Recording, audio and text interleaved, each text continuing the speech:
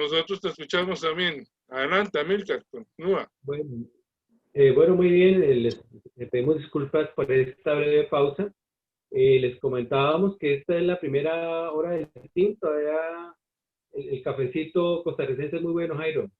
Sí, Estamos tomando sí, el buen tinto. sí, sí, aquí también el café es bueno y esta es la hora. Aquí en Costa Rica son las 3 de la tarde y es la hora del café, igual.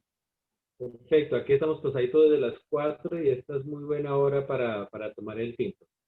Bien, ya reconectando con este primer programa de la hora del tinto, queremos contarles que queremos hacer una serie de programas invitando a diferentes orientadores de Latinoamérica, al igual que lo pudimos hacer y agradecemos nuevamente que nuestros colegas hayan podido participar en estos conversatorios. Más que entrevistas, este año van a ser conversatorios alrededor de diferentes temas que trabajamos en la escuela, que trabajamos principalmente con estudiantes que están desde el nivel preescolar, primaria y la educación media, en temas de orientación. Uno de estos temas que vamos a trabajar el día de hoy es el tema de la educación para la afectividad y la sexualidad, contando con la participación de la colega Shirley Osorio León, doctora en educación y orientadora desde el 2011, también con especialización en neuropsicología.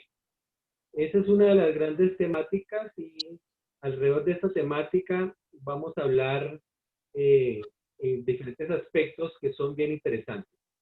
Entonces, le damos mientras tanto un saludo especial a colegas que nos acompañan. Por ahí vi a Víctor Polanco, también a la licenciada Lida Malpica, le enviamos un abrazo bien especial. Aprovechamos para saludar nuevamente a Julio González, nuestro fundador en Venezuela, a Silvia Gabriela Vázquez en Argentina, Miguel Carvajal en Uruguay, director de comunicaciones, Alberto Puertas en Estados Unidos, Jairo, que es nuestro representante de finanzas, delegado de finanzas en Costa Rica, y así todos los miembros de la Junta que vamos a permanecer durante este año acompañándoles desde la gestión de Relapro. Comentábamos brevemente que la misión y visión de Relapro tiene que ver con cosas muy específicas. Una de ellas es la investigación. Nuestro principal tema de investigación es un modelo latinoamericano denominado orientación transicional para el sentido ético de la vida. De esta manera, entendemos la necesidad de conceptualizar nuestro trabajo, pensar nuestro campo en términos epistemológicos, pero también en términos aplicados. Entonces, estos programas vienen siendo una aplicación, una forma de aplicar estos conocimientos teóricos al marco práctico de la orientación, lo que hemos llamado orientación transicional en tres grandes campos. El primer campo es la orientación para el sentido de la vida intrapersonal, todo lo que tiene que ver con las actitudes y las emociones de los orientandos, de los escolares, de los orientantes, como dice Marina Müller en Argentina. El segundo capítulo tiene que ver con la orientación para la vida académica y laboral. ¿Cuál es el rol del orientador en el tema del mejoramiento de lo académico en función de la vida laboral? Para esto vamos a tocar un capítulo que se llama el proyecto Sinapsis, a cargo de la colega Katia Conrado, a quien entrevistaremos en un capítulo de esta serie de A la hora del tinto. Y el tercer capítulo del que vamos a hablar hoy es el capítulo de la orientación para la vida en comunidad. Dentro de ese capítulo, pues entendemos que se encuentra el tema de pareja, familia y comunidad educativa.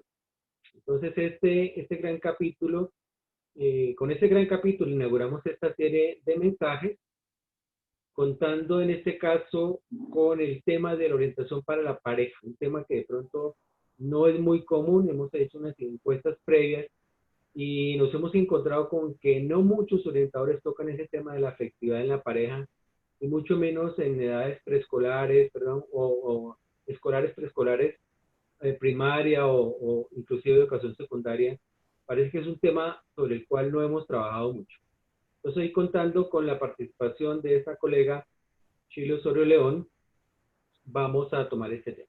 Entonces, sobre esas grandes temáticas, orientación para la vida intrapersonal, orientación para el sentido de la vida interpersonal, orientación para el sentido de la vida académico y laboral, y la orientación para la vida en comunidad, trazaremos esta serie de mensajes. Entonces, vamos ya entrando en materia. eh, Vamos a recibir a Shirley. No sé si ya está en pantalla. Buenas tardes, Shirley. ¿Cómo te encuentras? Buenas tardes, Amílcar y todas las personas que hacen parte de la Red Latinoamericana de Orientación. Gracias por la invitación. Muy bien, gracias por invitar a Shirley. Recordemos también que el interés de estos programas es muy aplicado. Nos interesa básicamente que estos programas puedan ser vistos por nuestros estudiantes, tratados públicamente por nuestros padres de familia, por la comunidad educativa en general, y que se usen de manera didáctica para introducir esta temática tan importante que, volvemos a decir, es parte del plan obligatorio de orientación. En Colombia tenemos a cargo el proyecto de educación para la afectividad y la sexualidad PES, y en ese marco pues llevamos un trabajo importante que adelantar. Como comentamos al comienzo, Shirley es doctora en educación, especialista en neuropsicología y con un pregrado en psicología y pedagogía.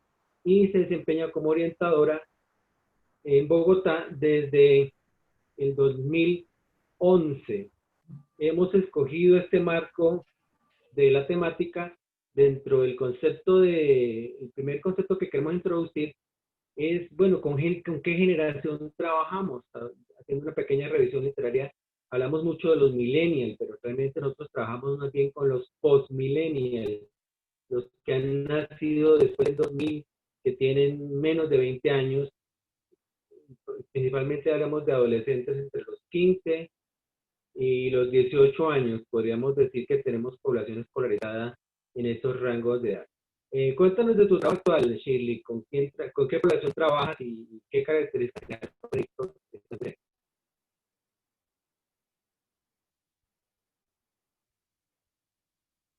Qué pena, no alcancé, interrumpió lo último que dijiste. ¿Podría repetir, por favor? Sí, ¿Me podrías recordar lo que ¿con dijiste? qué población estás trabajando? ¿Con qué población de estudiantes trabajas en tu colegio? Bueno, yo estoy trabajando en el colegio con la población desde de primer ciclo, desde preescolar a tercero de primaria. Pero pues en otros momentos he tenido la oportunidad de trabajar con toda la población, generalmente rotamos. Perfecto.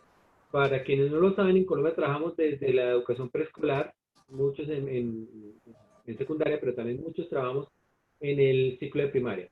Yo, por ejemplo, trabajo en este momento con una población especial que se llama la población extraedad, estudiantes que están desfasados o atrasados en promedio 2 años del ciclo escolar o del curso escolar, del curso que debieran estar cursando este año. Entonces estamos hablando de que nos referimos no a los millennials ya, sino a los post-millennials, aquí le podemos llamar coloquialmente los transmillennials, los que nacieron después del año 2000, ya dentro de esta época de la informática, muy en contacto con todo lo tecnológico. Para ellos es muy familiar las redes sociales, hacer videos para las tareas y ese tipo de situaciones. Entonces, en esta generación de la que estamos hablando, queremos introducir el tema con 3 grandes ejes a partir de la teoría de Stenberg de los años 80.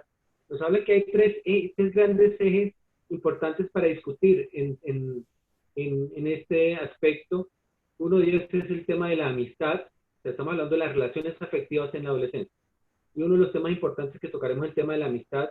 El segundo es el factor erótico, tema que pronto no resulta tan cómodo para tratar con los adolescentes, y el tema del compromiso que vamos a tratar de plantear. Bien, cuéntanos cómo ves tú las características de los estudiantes que llamamos postmillennials en las instituciones educativas en las que trabajamos en Bogotá, Shirley.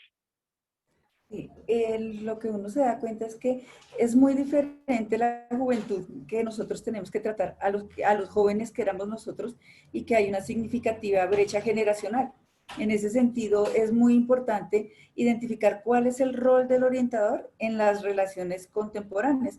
Tú decías que en muy pocos colegios se habla acerca de noviazgo. Uno diría, no, ¿cómo así que de noviazgo? Sí.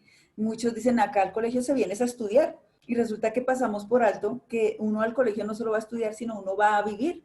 La vida misma pasa en el colegio y parte de la vida y de lo natural es hacer esas relaciones afectivas.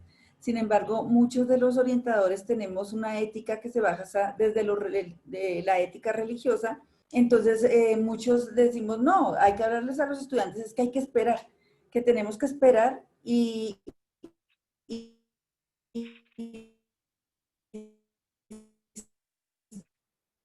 Bueno, y vamos a nosotros propósito. nos apropiamos de esas etapas, solo le corresponde a los estudiantes esa decisión. Bueno, muy bien, vamos a propósito de esperar, ir haciendo un compás y decir, bueno, esos estudiantes tienen unas características particulares, obviamente, debido a su generación. Es ya decimos, es una generación totalmente mediática, totalmente conectada, siempre conectada todo el tiempo. Veo unos estudiantes que están conectados por sus audífonos en las redes sociales, hablando con sus amigos en el chat, etcétera, etcétera. Y eso pues comporta unas diferencias. Pero hay unas generalidades, hay cosas que se mantienen independientemente de de la época, y uno de ellos es el tema de la amistad. Podríamos decir que estos grandes, la amistad, el erotismo y el compromiso, se mantienen independientemente del tiempo, y si estamos buscando cómo el orientador puede entender esta generación y hacer una intervención propicia para ello. Entonces empezamos afirmando que la principal relación afectiva en la escuela, pues no es necesariamente la relación de noviazgo, que es una relación importante y que en muchas instituciones educativas es rechazada, ¿no? Se le dice a los estudiantes, no manifieste sus emociones en público, no esté siempre pegado al plano, no se debe eso en público, etcétera, etcétera. Pero antes que eso, quisiéramos hablar de un prerequisito, y es el de la amistad. Hablamos desde la teoría de Winnicott del espacio transicional. Hablemos de la amistad como ese primer espacio transicional, como ese primer espacio de seguridad que tenemos al salir de casa. En casa nos genera seguridad la familia, los cuidadores, la familia empleada en general, pero llegamos a la escuela, al mundo de lo público, y necesitamos una relación que nos genere seguridad. Esa es la relación de la amistad. ¿Cómo llegan esos estudiantes a formar lazos de amistad en la escuela, Shir? ¿Cómo los ves? Bueno, algo importante que decías es una etapa transicional. Entonces dejan a la familia y si no hay un instrumento de transición, entonces se debe buscar otras personas. Es muy importante la función del orientador en esos primeros momentos de amistad. Tal vez nosotros cuando hablamos con los niños hablamos de todos los temas, pero no generamos espacios de cómo hacer amistades y enseñarles a los niños a hacer amistad. Esperamos que ellos lo hagan de forma natural y justamente porque no se puede hacer a veces de forma natural. A algunos niños se les facilita tener amigos y a otros no. Eh, Empezar a enseñarle a una persona que ser amigo tiene que ver con lealtad, tiene que ver con empatía. Muchas veces esos amigos que nosotros vemos son los reflejos de nosotros mismos. Es donde encontramos lo más parecido en nuestras características, tanto emocionales como socioeconómicas.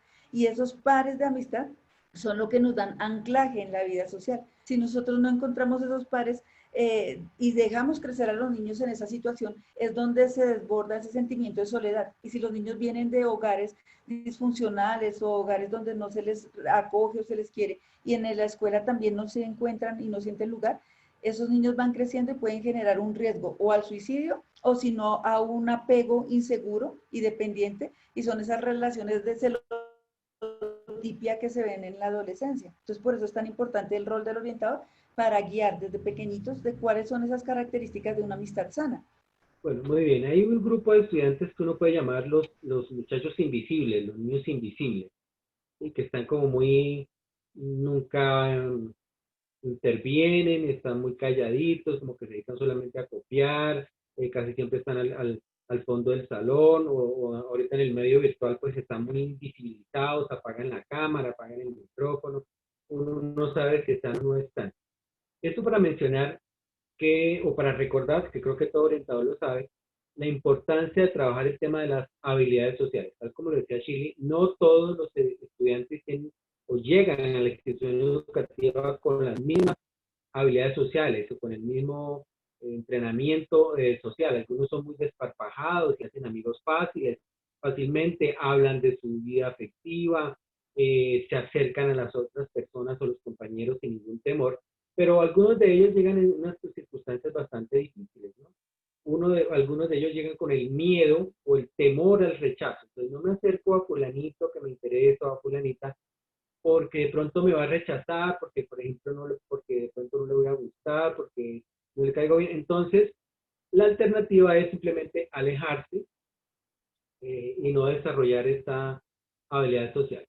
Entonces, ahora que estamos en Colombia iniciando este año escolar y en muchos países del mundo reiniciando el año escolar en su calendario, hay algunas actividades que les vamos a dejar de recomendaciones que son estas actividades rompehielos, ¿no? ¿Qué preguntas hacer? Tenemos una estrategia que vamos a trabajar que se llama la ruleta de la amistad. Entonces hay muchas preguntas que de acuerdo al nivel educativo en el que se encuentran los estudiantes podemos hacer. Entonces recordemos, estamos en este marco de las habilidades sociales. Por ejemplo, una pregunta que aquí tenemos registrada tiene que ver con ¿cuál es la película? Y lo toco porque yo sé que Shirley es muy aficionada con su niño a ver películas. ¿Cuál es la película que te ha impactado últimamente? Cuéntanos, Shirley, si yo llego a una aula de clase o a un salón virtual y empiezo a preguntar acerca de eso. Cuéntanos de una película que te haya gustado, que te haya impactado. A ti personalmente creo que hay una que tienes ahí entre el tintero. Soul. Cuéntanos de esa película Soul, un poquito de esa película. Lo que O de pasa un es que libro Soul tal. abordaría más la parte de sentido de vida, no tanto las relaciones de amistad, que sería lo que estamos invitando a trabajar acá, pero la parte de Soul es eso, que a veces nosotros como orientadores siempre decimos, es que usted debe tener un proyecto de vida, es que usted tiene que ser alguien. Y no, resulta que las personas tienen trayectos de vida que son diferentes caminos que a veces nosotros mismos no elegimos, pero sí desde la aceptación podemos empezar a caminar allá. Y que no siempre el tener una virtud o un don o una cualidad o una vocación nos van a hacer felices, que a veces la felicidad está en el aquí y en el ahora y en esas pequeñas cosas que nos hacen vivir, como ahí en la película mostraron, ¿no? El simple hecho de comer algo delicioso, el poder ver un paisaje. Nosotros muchas veces tenemos esos atardeceres tan bonitos que nos da la vida, ¿no? Yo le decía a mi hijo, las tardes es la forma en que el universo expresa su vocación de artista. Y es muy importante que nosotros podamos darnos ese tiempo de mirar un atardecer y generar esa tranquilidad que nos da. Pero a veces estamos tan afanados o encerrados en un televisor o en un celular que ni siquiera nos damos cuenta de esos paisajes tan bonitos que tenemos. Entonces, la idea de Soul es eso, que a veces para vivir bien se necesita es de una chispa, y una chispa es la gratitud. Bien. Ya creo que podemos Pero ilustrar de discúlpame, manera apropiada cómo alrededor de una película se puede hablar muchísimas cosas. ¿Sí? Es una pero quería pregunta rompehielo. decirte quería decirte ahí, pues porque tú proponías Soul, pero Soul sí lo decíamos que es una película para trabajar todo lo que es sentido de vida, pero específicamente con los niños pequeñitos es muy bonito trabajar todas las series de Toy Story, porque en Toy Story se habla de la lealtad, de los tiempos en los que hay que separarse de los amigos, de los tiempos en que hay que tomar decisiones, entonces, y se ve mucho eso, la lealtad, el abrirse a nuevos amigos, porque por ejemplo cuando llegaba vos, la guía, que no lo quería aceptar Woody en ese nuevo equipo porque lo vio fue como un encerramos y queremos que ser posesivos y que si yo tengo un amigo, el otro amigo no puede entrar o que si tú te vas con el otro amigo me está haciendo desleal. Entonces, desde ahí empezamos a los niños a enseñarles que la amistad no se puede encerrar en una sola persona, sino que podemos abrirnos a otras personas. Porque cuando llegan a la adolescencia ocurre eso, que digamos, nos volvemos en relaciones posesivas y entonces usted le habla a la otra, yo ya no me concentro en clase y lloro y me va a dejar porque se generan esas inseguridades, ya que en los primeros años en la familia no se desarrollaron apegos seguros. Muy bien. Entonces, hay dos cosas de las que estamos hablando en este momento en el marco de la amistad. La amistad como espacio transicional, como un espacio que nos permite aprender a relacionarnos con otras personas y desarrollar habilidades sociales. Una recomendación para los colegas es abrir el año, no con temas tan profundos de proyecto de vida, pero sí iniciar el año, por ejemplo, con la temática de la amistad, lo que la amistad significa, y para hablar entre los amigos hay cosas, hay preguntas esenciales. ¿Cuál fue tu primer colegio? ¿Coleccionaste algo? ¿Qué libro has leído por completo? ¿Qué película te ha gustado? ¿Qué superpoder te gustaría tener? Y cosas que ha mencionado Shir que queremos resaltar. Es importante que los niños y los adolescentes trabajemos el tema de la no exclusividad del compañerismo y la amistad, y antes que eso, diferenciar los compañeros de los amigos, ¿no? O sea, tenemos 40 compañeros posiblemente en un grupo, pero no tenemos 40 amigos. A los compañeros se los asigna el sistema, pero los compañeros tenemos que cultivarlos en el transcurso de la vida. Pero ninguna de esas dos relaciones, ni el compañerismo ni la amistad, es exclusiva. Esto lo mencionamos cuando el profesor dice, hagamos grupos de 3, hagamos grupos de 4. Entonces los muchachos miran a sus amigos y quieren siempre estar con ellos en ese grupo, y eso de pronto puede generar unas relaciones de dependencia. Qué bueno que los grupos sean rotativos, que no siempre trabajamos con los mismos amigos o con los mismos compañeros, y que no necesariamente trabajamos con amigos en grupos de trabajo, o que no necesariamente los compañeros son los amigos y viceversa. Entonces, ese tema de la dependencia, tratar de desarrollar relaciones de amistad que no estén basados en la dependencia, ni estén basados en la imposición. Es que usted tiene que ser mi amigo, es que usted tiene siempre que estar conmigo, es que si está con otros me está traicionando, o no me es fiel, o no es leal. A esas relaciones de amistad que son súper importantes. Entonces, esos son unos elementos básicos para ir consolidando lo que estamos diciendo. La amistad como espacio transicional de la vida de la escuela, perdón, de la vida de la casa, o la vida del hogar, a la vida del ámbito público, que es la vida de la escuela. Entonces, hay otras recomendaciones, hay otros temas que podemos ir trabajando, como el que comentábamos. Generar grupos de conversación o discusión con preguntas como estas. ¿A quién admiras mucho y por qué? Habíamos dicho, si pudieras tener un superpoder, ¿cuál sería? ¿Has visto alguna película? ¿Tienes alguna frase favorita? ¿Te ha sorprendido alguna vez? ¿Cuál fue tu desayuno favorito? Entonces, ¿cuáles son las actividades? Y miren que estamos hablando de proyectos de educación para la sexualidad y la afectividad, pero no le hemos colocado ese rótulo, no llegamos como con esa predisposición, vamos a hacer una clase de educación sexual. Lo que vamos a hablar es de la amistad. Yo hablaba de algunas situaciones que son precursores de unas relaciones malsanas en la adolescencia. Uno es esa celotipia, el mito de la exclusividad, que tiene que ser mi amigo únicamente, que si no está conmigo me traiciona. Pero hablemos de entrenamientos positivos, de conductas positivas que los estudiantes sí pueden hacer. ¿Qué prácticas positivas podemos hablar? ¿De qué prácticas positivas podemos hablar en la amistad? Bueno, me gustaría complementar, tú decías, es muy bueno hacerles preguntas para romper el hielo, porque a veces uno les dice, hablen y de entradita no les da pena. Pero una vez hayamos rompido el hielo, es muy importante animar a los niños a que saquen sus propias preguntas. Eso es animar al principio de la filosofía, el querer saber, el preguntarse el por qué. En la escuela muchas veces respondemos preguntas que los estudiantes ni siquiera nos están haciendo, y dejamos de lado lo que ellos realmente les interesa saber.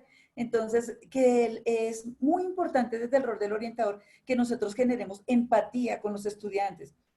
Muchas veces nosotros estos temas de relaciones llegamos a decirle, mire, usted tiene que hacer o no tiene que hacer, o tiene que esperar, o mire, así se pone un condón, o tipos de cosas que son muy técnicas, muy biológicas, o sencillamente les decimos esperen, pero no generamos una relación empática para que los estudiantes puedan abrirse a preguntar esas cosas que no son capaces de preguntarles a los papás, y que de pronto se enteran por canales no muy educativos, como por ejemplo la pornografía, a través de los compañeros. Entonces, desde lo que tú decías era muy importante, ¿qué estrategias nosotros podemos trabajar con los niños. Decíamos, primero, preguntemos, pero también escuchemos sus preguntas.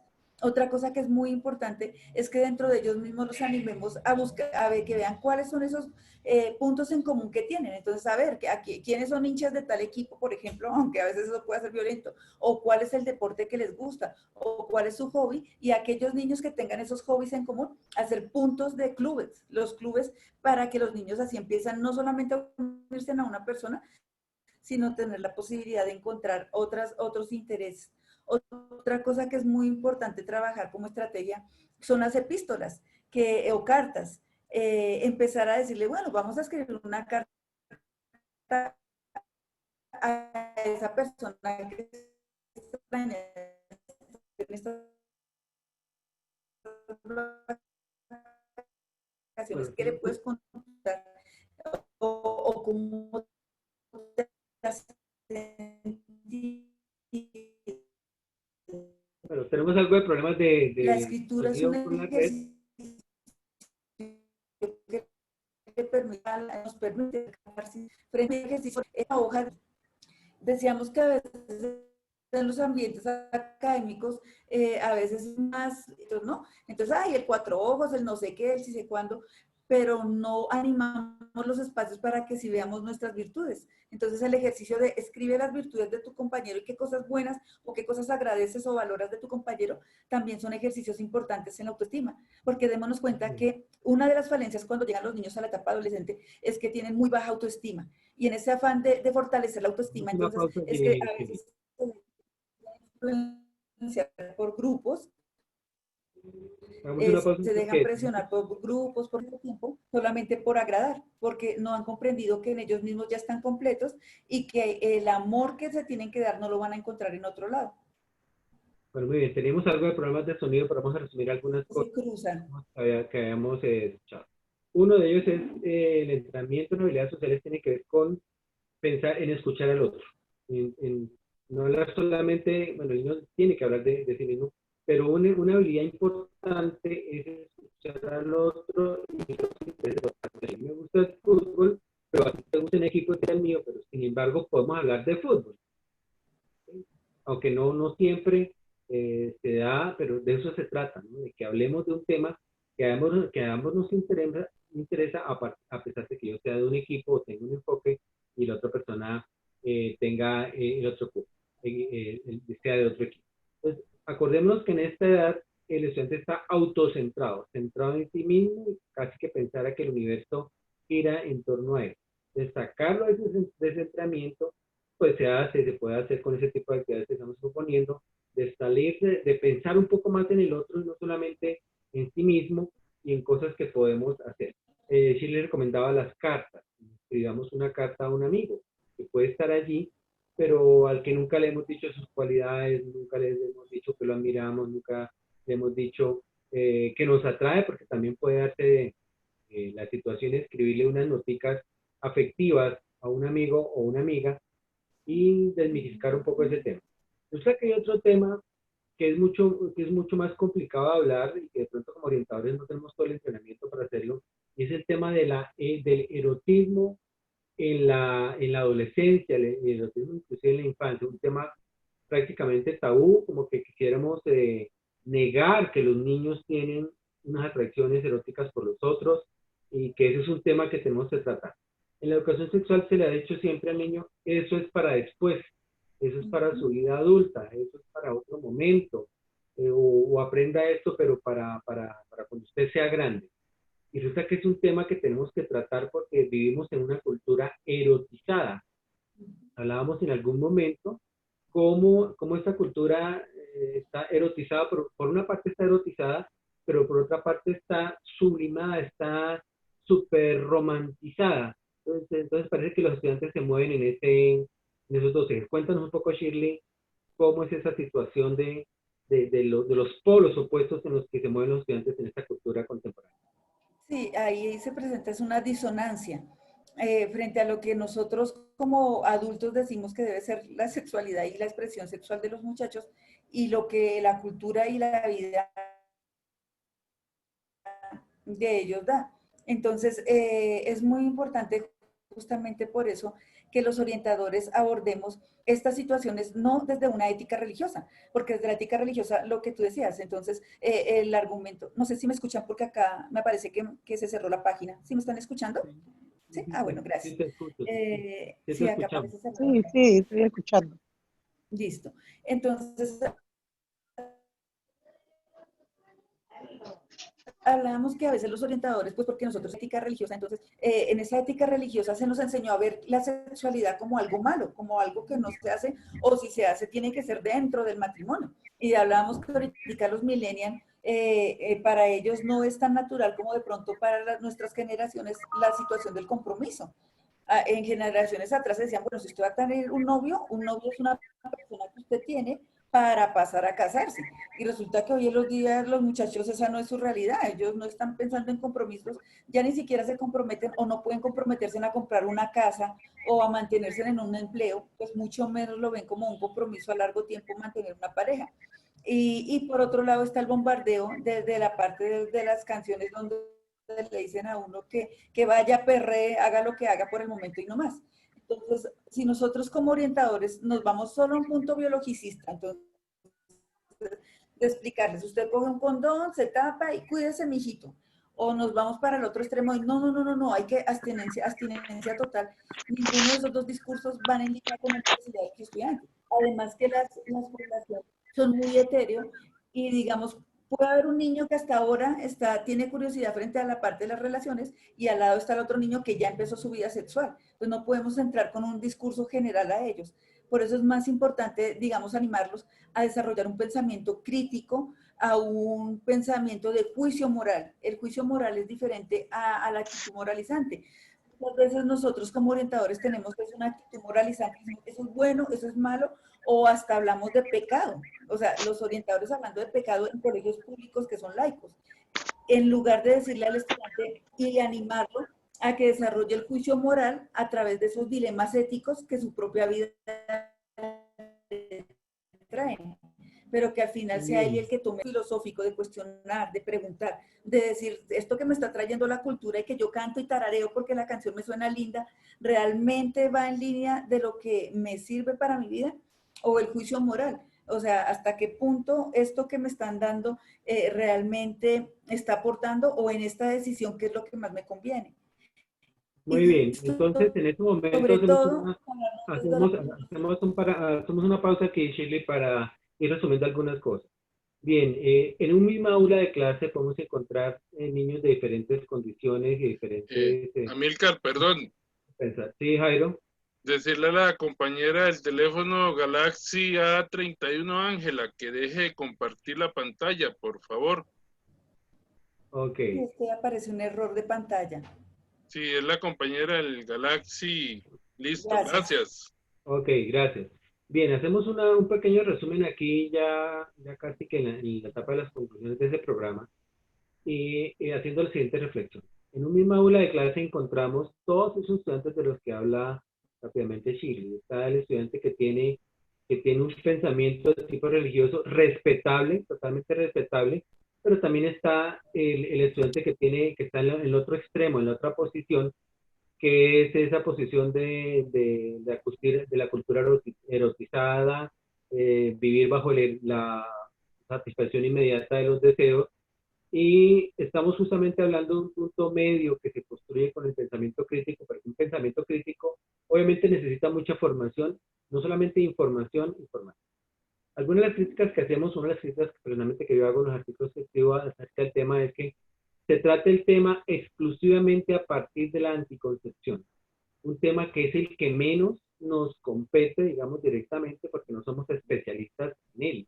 Quienes son especialistas en la anticoncepción, pues es el urólogo, es la ginecóloga o el ginecólogo, es decir, el personal de salud es el que le compete en un momento determinado recomendar un procedimiento anticonceptivo o no recomendarlo bajo la supervisión estricta de sus padres. Entonces creo que es pertinente porque he visto inclusive videos en donde orientadores hacen charlas de educación sexual y terminan repartiendo condones como si eso fueran chocolatines, y me parece que es un comportamiento bastante responsable porque no nos corresponde ese tema. Nos corresponde ese tema del que estamos hablando más bien del pensamiento crítico y que los estudiantes entiendan que su cultura cultura o la cultura en la que vivimos está en esos dos extremos.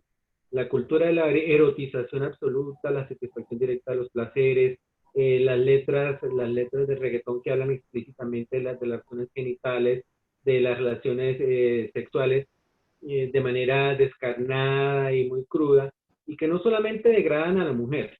Yo quiero enfatizar en esto. Este tipo de expresiones no solamente degradan a la mujer, sino que degradan la relación de pareja y la convierten en un acto utilitarista, en un acto de satisfacción inmediata.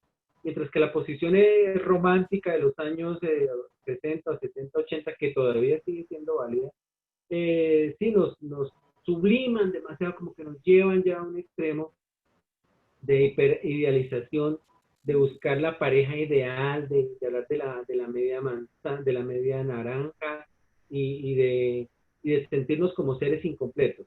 De eso hablaba también un poco Shirley. Llegamos a la relación de pareja o a la amistad buscando completarnos como si fuéramos seres incompletos, y eso obviamente genera conflictos no solamente en la etapa de la amistad, sino en etapas posteriores que podemos hablar de noviazgo. Ese es el segundo factor del que quisiéramos hablar. Un tercer factor que genera conflicto es el tema del compromiso. Recordemos esos tres factores de los que menciona Stenberg: el amor erótico, la amistad y el compromiso. Pero resulta que cuando suena la palabra compromiso, ya como que nos metemos en las ligas mayores, nos metemos en una circunstancia justamente que es típica de esta generación: el no compromiso. O sea, no nos gusta asumir compromisos. ¿Por qué sucede esto, Shirley? Listo. ¿Ahí me escuchas? Gracias. Sí, sí, perfecto. Bueno, quería primero complementar un poquitico lo que decía. Me parece muy importante, y es que nosotros, es la escuela, y por eso muchas veces a nosotros nos dicen, es que usted no interviene. Acá en Colombia, no sé, en otros países acá siempre dicen el orientador no interviene, y eso no tiene lógica, porque el simple contacto, el simple escuchar a una persona ya hay una intervención, pero sí debe haber un límite, porque muchos hacemos lo que decía Milcar, hay una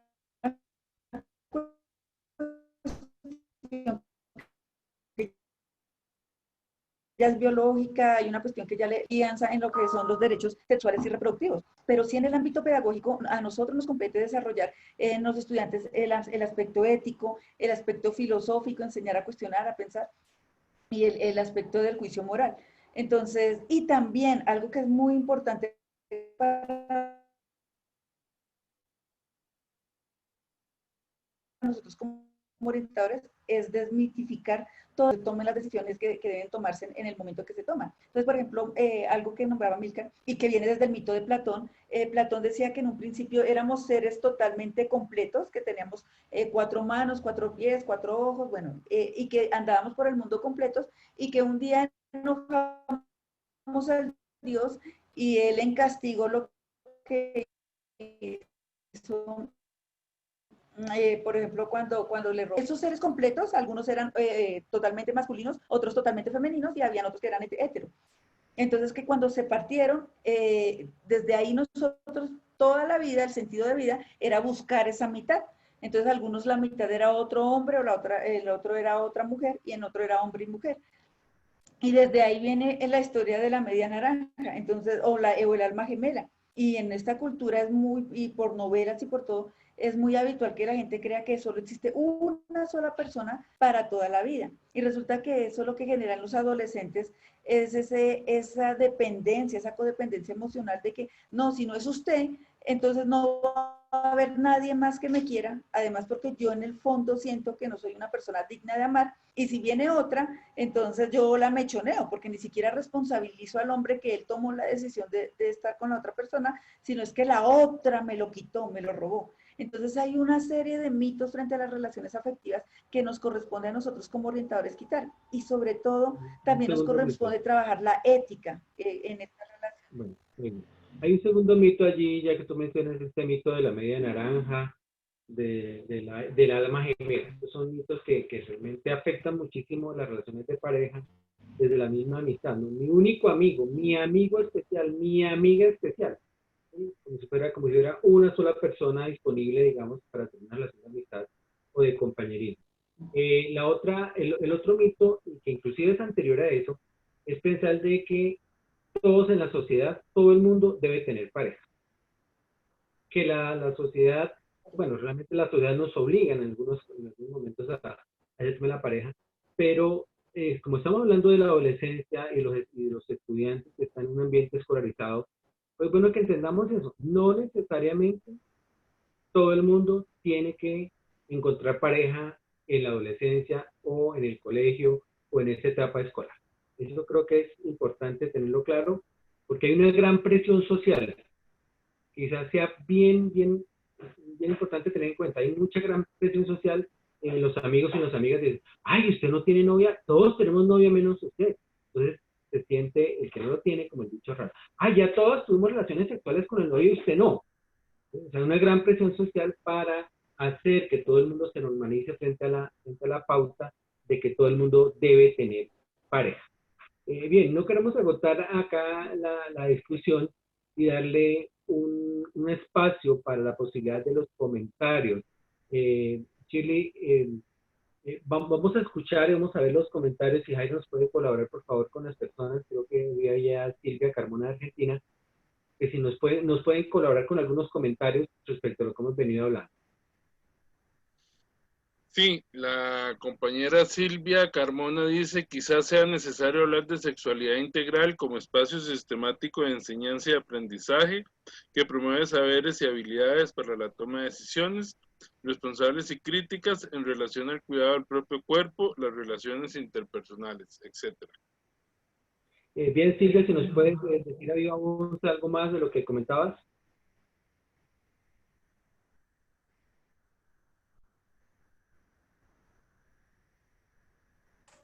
Silvia, si puedes Sí, encender ahora tu sí. micrófono. ¿Qué tal? ¿Qué tal? Ahí ya levanté el micrófono. ¿Cómo están todos? ¿Qué tal, Shirley? Bueno, un gusto como siempre a Milcar y a la demás gente que no conozco. Muchas gracias. Bueno, el tema de la educación sexual integral abarca todas las dimensiones, como esto de las dimensiones de la orientación que ustedes postulan en la red latinoamericana de orientación. Creo que hacer cortes en relación a los deseos y a la sexualidad es volvernos hacia mitos de la época de los abuelos. Yo considero que de alguna manera hay que enseñar a los adolescentes, a los niños, como docentes y como orientadores, la cuestión del desarrollo del vínculo, el vínculo afectivo. La sexualidad, como lo decía Freud, tiene que ver con el desarrollo de la afectividad. Entonces, ese desarrollo de la afectividad, más allá de un objeto erótico, como lo canaliza un adolescente, tiene que ver con el desarrollo afectivo, el vínculo, la comunicación interpersonal, intrapersonal, los modelos afectivos que haya tenido en su grupo de familia de origen. Hoy por hoy hablamos de familias a veces hasta disfuncionales o familias monoparentales o familias ensambladas, entonces no podemos seguir hablando de las familias tradicionales donde había un papá, una mamá, donde el padre era el modelo masculino para el varón y la mamá para la mujer. Hoy por hoy estamos hablando inclusive de familias de dos mamás o familias de dos papás, en donde cada uno de los niños o las niñas tienen que ir desarrollando su propia identidad a partir de lo que tienen, de lo que traen, de lo que desean y del vínculo con el contexto social. Entonces me parece que la sexualidad debe ser abordada desde los inicios de la escolaridad, desde el jardín de infante, a través de un diseño curricular como nosotros tenemos, ya es ley la educación sexual integral en Argentina desde el 2012 y es obligatoria, ha tenido como muchos desmanes en relación a las escuelas religiosas. Yo he estado también en colegios religiosos, pero es como que ellos hablan de educación para el amor, pero hoy es obligatoria la educación sexual integral. No podemos negarnos, sobre todo en Argentina, a hablar de esta situación y debe formar parte del currículum de cualquier institución educativa, debe estar atravesada debe ser un transversal, y el profe de matemáticas debe incluir la educación sexual integral en su proyecto escolar, el profe de lengua, el profe de filosofía, el profe de historia, de cualquier disciplina. Entonces, de alguna manera, el estudiante, ya sea de jardín de infante como el de la universidad, lo incluye como un todo, no como algo parcializado, de esto no se habla, o tengo que tener 12 años, entonces me voy al dormitorio o a un lugar silencioso a hablar el varón con el papá y la mamá con la mamá. Tiene que ser un tema habitual en la sociedad. Es difícil porque, como decía Amílcar al comienzo, a mí se me cortó por allí, por eso entraba y salía, pero la publicidad de alguna manera adelanta estos inicios, porque genera como consumo, erotiza sobre todo a nosotras las mujeres, y genera, digamos, como una búsqueda con mayor rapidez en algunos niños, pero se puede hablar tranquilamente. Yo me estaba acordando de una anécdota de un profe de matemáticas que dice, pero yo cómo enseño educación sexual, me decía a mí como orientadora en una escuela secundaria, ¿cómo puedo hacer para como un profe muy rígido? Entonces yo le digo, bueno, ¿cómo te vinculas con los chicos? ¿Vos te comunicás, les preguntás cómo están todos los días, si comieron, si durmieron bien? Bueno, eso es vincularte, eso es desarrollo de afectividad, y ahí vos estás desarrollando la afectividad y la sexualidad con tus chicos. Entonces después se embaló un montón y empezó a ver todos los contenidos que podía dar desde su disciplina. Entonces por eso yo hacía un humilde aporte desde la educación sexual integral, y obviamente que cuando uno entra en la filosofía, ahí salen un montón de cuestiones en relación a Platón y a Sócrates. Yo también soy profe de filosofía, entonces cuando uno empieza con las anécdotas, los chicos empiezan, y es verdad que Sócrates y Platón eran pareja, profe, o eran homosexuales. Entonces, bueno, es lo que eligieron, es con lo que se sintieron, y acá no tratamos de juzgar a nadie. Ese sería como que me parece la posición objetiva de un orientador, no ponerse a juzgar en las elecciones en cuanto a las orientaciones sexuales del otro, ni de un joven, ni de un adulto, ¿no? Porque ahora nos encontramos con muchos colegas que, a pesar de haber tenido una pareja heterosexual, de pronto buscan otra pareja en algún momento de su vida. Vemos también en la orientación que hay trayectorias móviles. Entonces, las trayectorias móviles no solamente tienen que ver con la búsqueda de una carrera, sino también con la búsqueda de las orientaciones. ¿Por qué? Porque a veces hay falta de seguridad, hay un montón de encuentros y desencuentros en cuanto a la intimidad, y hay nuevas búsquedas. O sea, es como que somos seres sexuales y seres abiertos a la sociedad. Bueno, ese es mi humilde aporte. Pues muchos aportes interesantes que nos hace Silvia, entre ellos rescatamos el tema de la familia, ¿no? La familia no puede estar excluida de ese tema de la educación para la sexualidad. Creo que de eso ya hemos hablado con Shirley, pero recuperamos el término de cuál es la familia contemporánea. En algún momento ya he propuesto el tema de hablar de la familia como como la olla común. La olla común entendida como familia, entendemos ahora familia mucho más allá que los lazos consanguíneos y los lazos afectivos. Entendemos a veces en nuestras comunidades familia más al que convive bajo el mismo techo, aporta para la olla común, aporta para los servicios, aporta para todas las necesidades de la casa, independientemente que tenga lazos de consanguinidad o no, porque nuestros estudiantes, muchos de ellos viven en lo que llamamos aquí los inquilinatos, las casas donde arriendan habitaciones, termina viviendo un gran número de personas allí, y con todo lo que ello implica, no solamente a nivel del riesgo, pero sino a nivel de la formación. Entonces, ese concepto de familia que nosotros manejamos, tal como lo decía Silvia, definitivamente tiene que ser muchísimo más amplio que el que teníamos de la familia nuclear, papá, mamá y los dos hijos, que lo que cabe en un apartamento. Entonces, a un concepto mucho más amplio. Entonces, debido a eso también hay mayores influencias que los estudiantes manejan. No solamente lo que dice el papá y la mamá, sino lo que dice el tío, lo que dice el vecino, lo que dice el inquilino. Todo el mundo como que mete la cucharada en la sopa respecto a lo que usted usted debe hacer con su sexualidad. Y por eso el tema que plantea Chile es de generar pensamiento crítico. Y podemos decir que las relaciones afectivas no solamente son espacios transicionales, sino que se dan en ese mismo conflicto existencial entre el deber ser y el querer ser. Creo que es el mismo conflicto que hemos planteado desde el comienzo en el modelo de orientación transicional para el sentido ético de la vida. Bien, queremos cumplir con el tiempo, ya hemos pasado casi una hora en este programa y no queremos saturarles, pero sí queremos hacer un pequeño cierre con algunas recomendaciones, diciéndoles, Chile, bueno, invítanos a unas nuevas discusiones en este tema tan interesante. Mira, sí, ojalá pudiéramos abrir el espacio y así como la compañera Silvia que aporta tan significativamente, que no sea solo hablar nosotros dos, sino conversatorios donde multiplicamos y complementamos la información. La otra situación es que es muy importante lo que tú abordabas del sentido ético.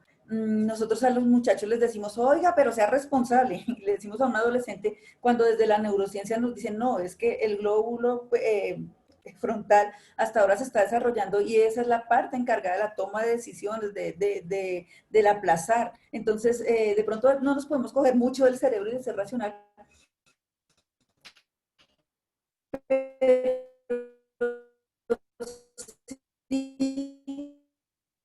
Si desde pequeños venimos con un abordaje ético, muy probablemente los estudiantes en su etapa adolescente vayan a tomar mejores decisiones, pero por conciencia, desde lo intrínseco, no porque alguien se los haya impuesto o por tratar de agradar. Entonces, por eso la importancia de la ética. Es muy importante, les decía, que nosotros fuéramos más allá de la ética religiosa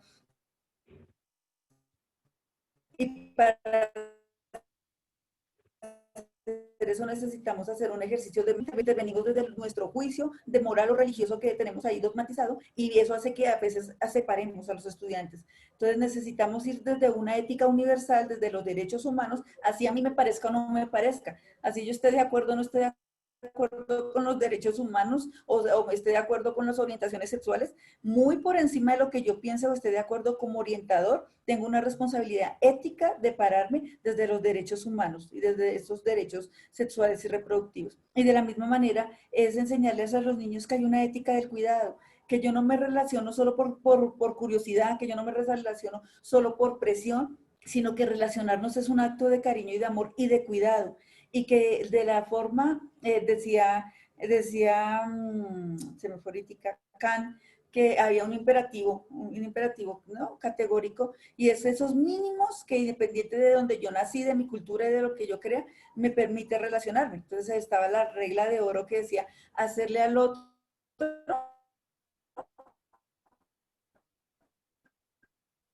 hacer al otro lo que no gustaría que me hicieran a mí.